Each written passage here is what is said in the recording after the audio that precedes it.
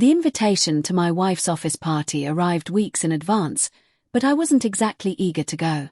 Lean worked for a prestigious marketing firm, and their events were more about showing off than celebrating. Still, she insisted. "You'll finally get to meet my new boss," she said with an oddly excited tone. "He's brilliant." I raised an eyebrow. The way she said brilliant made me uneasy, but I didn't argue. We'd been drifting apart for months, her late nights at the office growing more frequent, her phone always face down on the counter. I wanted to believe it was just work stress, not something else. But that night, in a ballroom full of fake smiles and champagne, my suspicions would find their answer. When we arrived, Lauren looked stunning. A red dress that drew attention the moment she walked in.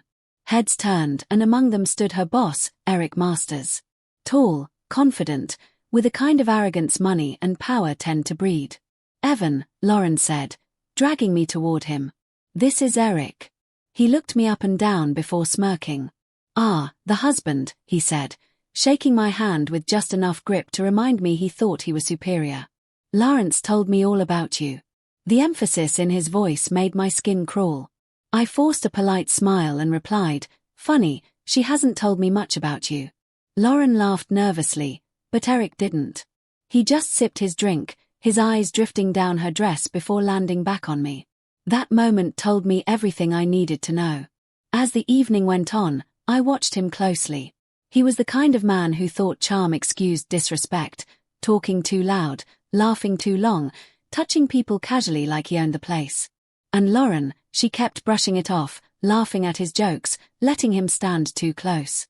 My chest tightened, but I stayed calm. The moment of truth came when he gave a toast. He wrapped an arm around Lauren's waist, not friendly, not professional, and said, "Here's to the woman who makes coming to work worth it." The crowd laughed. I didn't. His hand lingered. My wife froze, but didn't move away. My jaw clenched as I took a long sip of wine. The humiliation burned hotter than the alcohol. Eric noticed my silence and smirked. "Relax, Evan," he said, patting my shoulder like I was a child. "She's safe with me." Laughter echoed again. Lauren's face went pale. "Eric, stop," she whispered, but he only grinned wider. I could have lost my temper right there. But I didn't. Instead, I smiled faintly, a calm, calculated smile that confused him. "You're right," I said softly. "She is safe. Safer than you think." He frowned, clearly not understanding the layers behind my words. What he didn't know was that the company he boasted about, the empire he claimed to run, had quietly changed ownership 3 months ago, and I was the man who signed his checks. Now, I had come to that party to see one thing: how he treated people when he thought no one important was watching.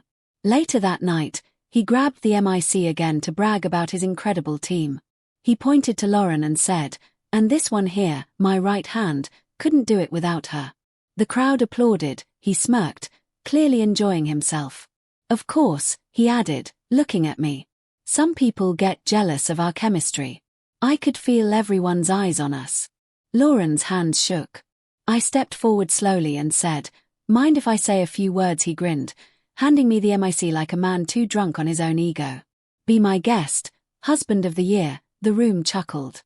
They didn't yet realize this would be the last time they laughed that night. "Thank you," I began calmly. "It's been enlightening seeing how this company operates, how leadership treats employees, and how respect is often replaced with arrogance." The room quieted. Eric's grin began to fade. "That's why," I continued. "I wanted to personally come tonight because this company, your company, was recently acquired, and as of last quarter."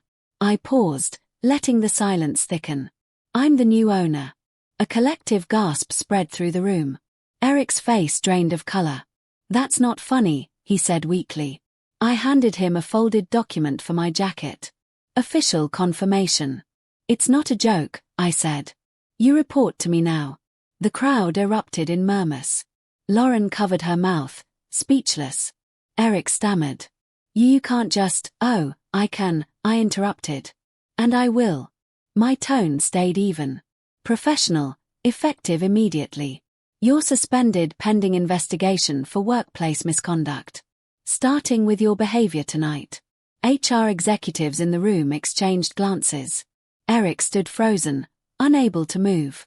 I handed the MIC back and said, "Next time you want to touch someone's wife, make sure you know who she is." The silence was deafening. I walked toward the exit as people whispered in disbelief. Lauren followed me outside, tears filling her eyes. "Evan," she said, her voice trembling. "Why didn't you tell me?" I turned to her, calm but tired.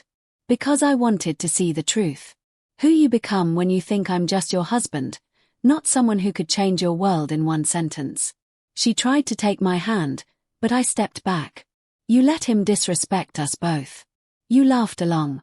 And that's not something I can forget." She sobbed, trying to explain, but the damage was done. The next morning, Eric resigned. The company went through a massive cleanup with several of his loyalists gone within weeks. As for Lauren and me, we tried talking, but some silences can't be repaired. Love can survive a lot, but not public humiliation and quiet betrayal. Eventually, I filed for separation. I didn't do it out of revenge. I did it because I finally saw her for who she'd become. Someone who valued appearances over respect. And every time I look back on that night, I remember how quickly power shifts when truth enters the room. Because that night, when Eric's hand touched her waist, he thought he was asserting dominance. But what really happened was far different. He handed me the perfect moment to remind them both who truly held control.